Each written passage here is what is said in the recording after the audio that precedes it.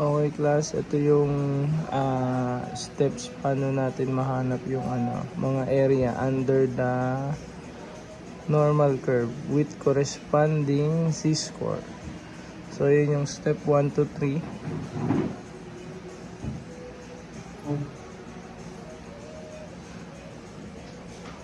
Next, step 4. So there are 3 cases na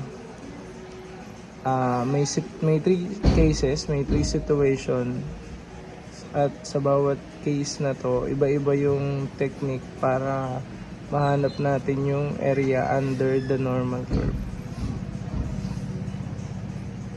Ito yung unang situation. Kapag ang z value, kapag hinahanap na area is to the left, so ito yung gagawin natin. So meron tayong z-score, hinahanap natin yung area to the left of the c. Kung ano yung makukuha nating value sa table, yun lang yung gagamitin nating value. Yun na yung final answer natin. So ito yung table natin. Second, yung kapag ang hinahanap na area ay to the right, ito yung z-score, tapos yung to the right, yan yung area na hinahanap, yung shaded region. Ang gagawin natin dito ay kukunin natin yung value to the left na makukuha natin sa table, tapos ima-minus natin yun sa 1, kasi yung isang buong normal curve na yan is equals to 1. So 1 minus yung to the left na area, makukuha natin yung to the right na area. Next, third situation, ito naman yung pangatlo, in between ng dalawang z value. So therefore, pag ganito ang hinahanap, malalaman mo agad yan, dalawang z value ang given.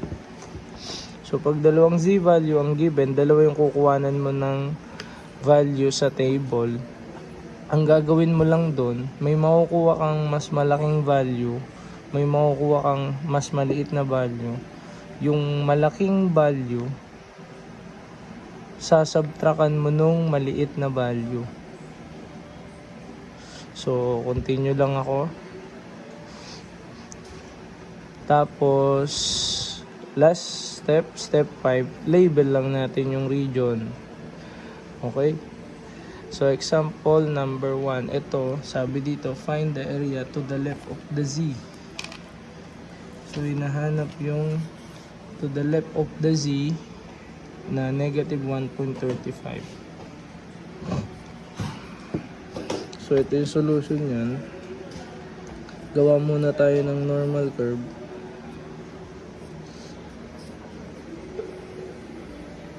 Example number 1. Gawa ng normal curve.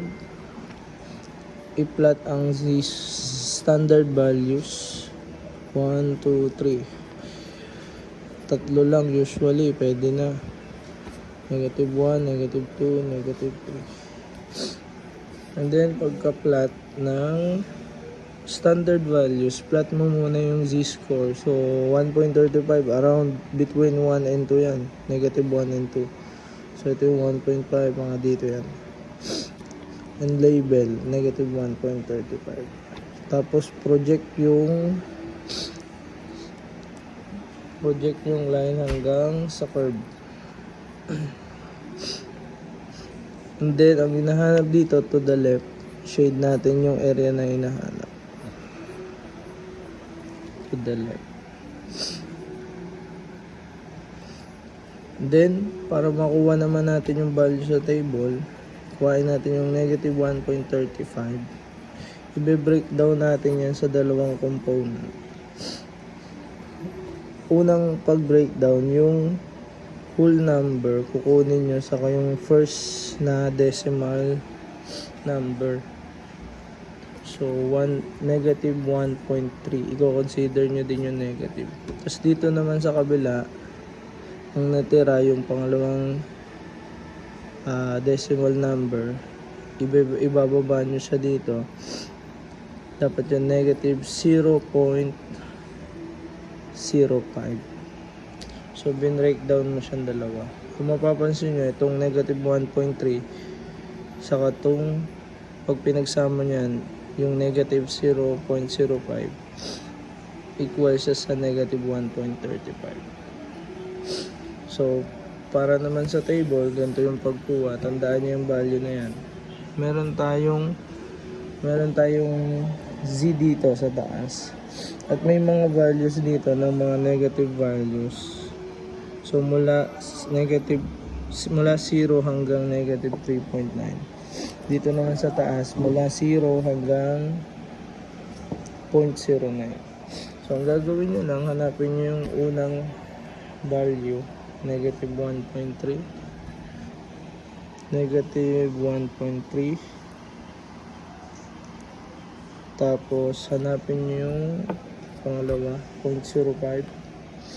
So, 0.05. And then, pagbanggain nyo silang dalawa. Negative 1.3 saka 0.05. So, ito yun. Ayan. 0.08851. So, lagay nyo lang dyan. 0.08851. So, dahil ang makukuha nating value palagi sa table ay to the left ng z score. So, therefore, ang inahanap dito kasi to the left na. So, itong value na to, yan na yung final answer natin. Kasi, to the left of the z na to. So, yan na agad yung final answer natin. Yung situation na una, ganun talaga, kadali lang yun. Tapos, yan, nagre-represent yan ng probability. Therefore, pag times 100 mo yan, pwede mo yan i-represent na percentage. 1, 2. So, magiging 8.85%. So, pwedeng naka-decimal, pwedeng percentage. Okay, example number 2. Ito naman ay to the left, to the right of the z-score ang hinahanap dito. So, ang z-score natin is negative 0.98. So, ganito gagawin natin. Drawing muna ng normal curve.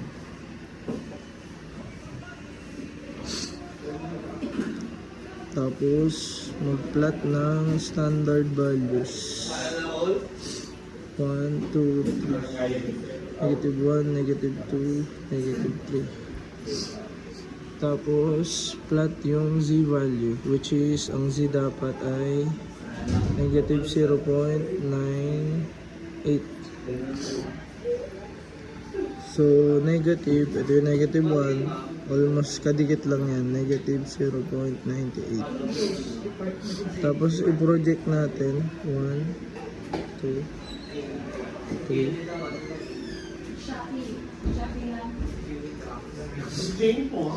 Tapos, ang hinahanap natin dito, to the right of the z-score. Ito yung z-score. So, sa right side na area. Yan yung area na hinahanap. To the right of the z-score. Okay, so yung area na yan, yung hahanapin natin ngayon. Kung ilang probability yan. So, para mahanap natin yan, breakdown uli natin yung 0.98 sa dalawang component.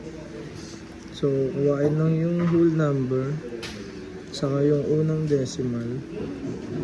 Tapos, consider yung sign, 0.9. Tapos sa kabila, yung pangalawang decimal, kuhain, negative 0.08.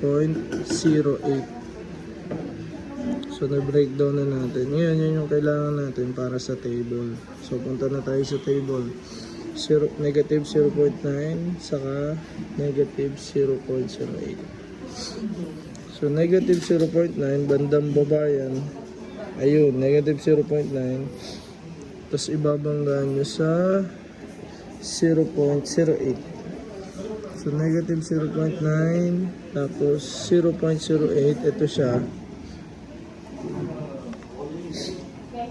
0.16, sulat natin, 0.16354. So, 0.16354, sulat nyo muna. Kasi hindi pa yun yung final answer natin. Ang rule, kapag to the right ang hinahanap, isang buo yung curve. So, 1 yun. Tapos, minus. Kasi itong 0.1634354, yan yung to the left of the z. So, hindi yan yung kailangan mo. Ang kailangan mo to the right. So, ang gagawin mo, 1 minus, kung ano yung nakuha mong value sa table, 0.16354. So, pag kinompute natin yan, teka, kuha lang ang calcul. Ayan. Pala na ready yung calcul.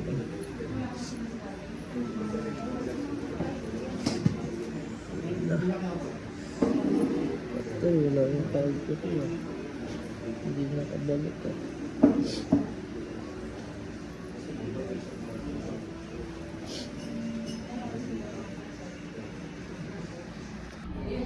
So ayan guys, nakuha na natin yung final answer, which is 0.83646. So kapag kinonvert nyo yan sa percent, magiging 83.65%. So yan yung pwedeng sagot natin, either decimal or percentage. So yan po yung sa situation number 2. Okay class, ito naman, tong sample problem na to, ito yung case number 3. Yung hinahanap na area is in between two C values. So kung mapapansin nyo, yung given natin ay dalawang Z values. Z is equals to negative 2.7 at saka Z is equals to 1.85. So hanapin natin yung area between two C values. Okay class, ito yung step para makuha natin yung area in between ng dalawang Z scores. Okay, so gawa muna tayo ng normal curve para ma-visualize natin yung ating analysis. Normal curve, yan, medyo tumabingi lang. Tapos center line, then mag-plot ng standard values. 0, 1, 2, 3, negative 1, negative 2, negative 3.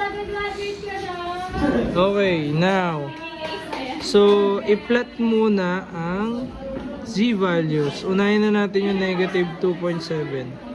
So, 2, negative 2, gitna niyan is 2.5. So, around dito yan. Negative 2.7. So, then, i-project yung line. Next, i-plot yung 1.85. So, ito yung 1.5. So, dito yung 1.8. Around 1.8 yan.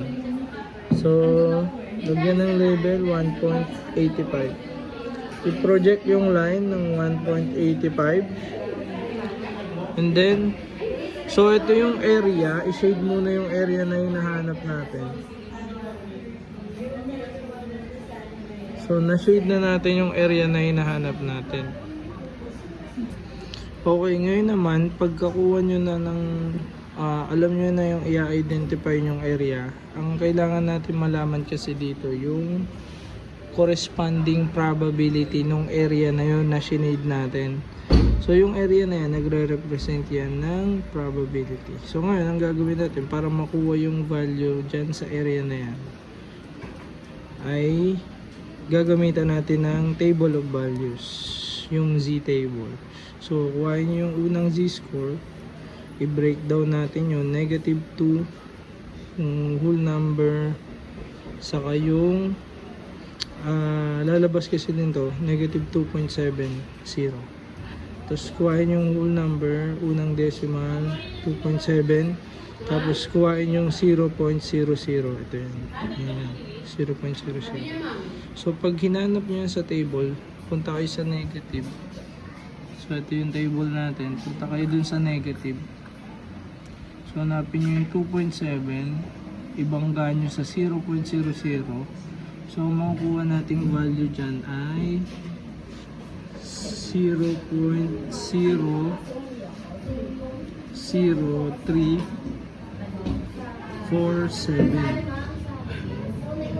Okay, so yan yung unang yan yung unang z-score. Now, yung pangalawa 1.85. I-breakdown nyo sa dalawang component ulit. So 1.8 saka 0.05. Wait lang, saglit lang. Tapos punta ulit kayo sa table, nagre-record kasi ako. Sa positive naman, hanapin nyo yung 1.8 saka 0.05. 1.8 tapos bangga nyo sa 0.05. Ayan. So 1.8 saka 0.05, makukuha nating value ay 0.96784. So yun na yung dalawang values. Okay, ngayon naman meron na tayong dalawang values ng probability. Ang gagawin natin para makuha natin yung in between, yung malaking value which is ito 0.9, kunin nyo sa 0.96784. Yung malaking value minusan nyo nung mas maliit na value, minus 0.00347. Then yung resulting value nito, yan na yung magiging area natin in between. So kapag kinompute nyo sa calcio, ang resulting value natin ay 0.96437. So yan na yung magiging area under the normal curve in between ng 2C values. Since ito ay probability, pwede nyo rin siyang i-represent ng naka-percent.